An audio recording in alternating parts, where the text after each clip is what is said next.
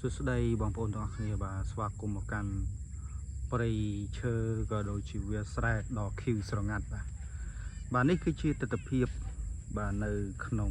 បាតបារាយរបស់យើងបារាយខាងលិចនៃទីក្រុងបុរាណរបស់កម្ពុជាហើយផងដែរបាទនេះបាតបារាយគឺត្រូវបានស្រកហើយបាទហើយបងប្អូនប្រជាពលរដ្ឋខ្មែរយើងបានដាំស្រូវបាទដំណាំកសិកម្មបាទដូចជានៅខាងមុខខ្ញុំនេះបាទបងប្អូនអាចឃើញហើយបាទបងប្រុសក៏ដូចជាបងស្រីគាត់កំពុងតែបាទស្ទូងស្រូវបាទស្ទូងស្រូវបាទនេះហើយគឺជាជីវភាពក៏ដូចជាចំណូលក៏ដូចជា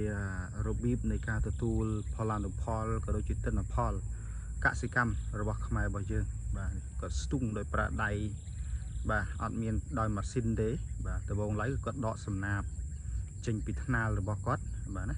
ហើយបន្ទាប់មកគាត់ក៏បាទបេះប្រលេះម្ដងមួយបាទ2 3ដើម3 4ដើមដើម្បីដោតភ្ជាប់ទៅនឹងដីវាស្រែចម្ការរបស់គាត់តែម្ដងបាទនេះគឺជាការងារបែបកសិករបាទបងប្អូនបាទយើងអាចរៀនពីពួកគាត់បានយើងអាចមកមើលពីពួកគាត់បានអំពីទស្សនវិជ្ជាស្ដែងពិត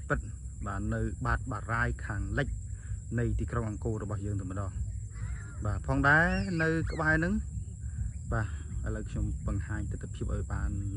ក្បោះក្បាយឲ្យទលំទលាយបន្តិចណាបាទនេះសិតតែវាស្រែបងប្អូនបាទស្រស់ស្រាយមែនទែនហើយនៅកន្លែងនេះនៅក្នុងតំបន់នេះបាទនៅបាតបារាយនេះបាទនៅពេលដែលបងប្អូនមកពេលល្ងាចគឺទស្សនវិជ្ជាគួរឲ្យចង់គួយគន់ទស្សនវិជ្ជាគួរឲ្យចង់ទស្សនាបាទជាពិសេសគឺថ្ងៃលិចនៅទិសខាងលិចតែម្ដងបាទនេះបាទបងប្អូនបាទឥឡូវមើលបងប្អូនគ្នាបងណាបាទបងប្អូនស្អាតខ្លាំងយកតែមែនតើបាទស្អាតខ្លាំងយកតែមែនតើបាទមានទូក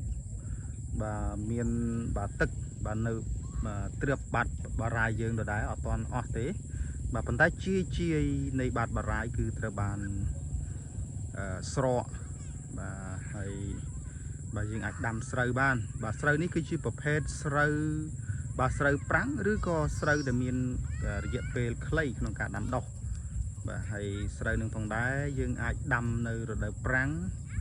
បាទចំនួនប្រហែលជា2 ខែកន្លះទៅ3 ខែកន្លះគឺយើងអាចទទួលផលឬក៏ទិន្នផលចេញពីដំណាំស្រូវនេះហើយបាទអរគុណបងប្អូនអរគ្នាបាទសម្រាប់ការទស្សនាវីដេអូមួយនេះបាទសង្ឃឹមថាយើងនឹងជួបគ្នានៅវីដេអូក្រោយៗទៀតបាទនៅពេលដែលបងប្អូនមកបងប្អូននឹងអាចមើលឃើញហើយបាទទស្សនវិជ្ជា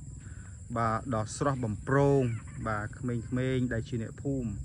បាទនៅក្បែរហ្នឹងបាទគាត់រីករាយបាទគាត់មកលេងបាទល្អគឺនឹកឃើញអតីតកាលនឹកឃើញពីដើមកំណើតដែលយើងជាស្រុកជាអ្នកស្រែចម្ការបាទចូលចិត្តលេងណាបាទអរគុណសម្រាប់ការទស្សនាវីដេអូនេះបាទសង្ឃឹមថាអ្នកទាំងអស់គ្នាចូលចិត្តនិង like share comment នៅខាងក្រោមផងជម្រាបលា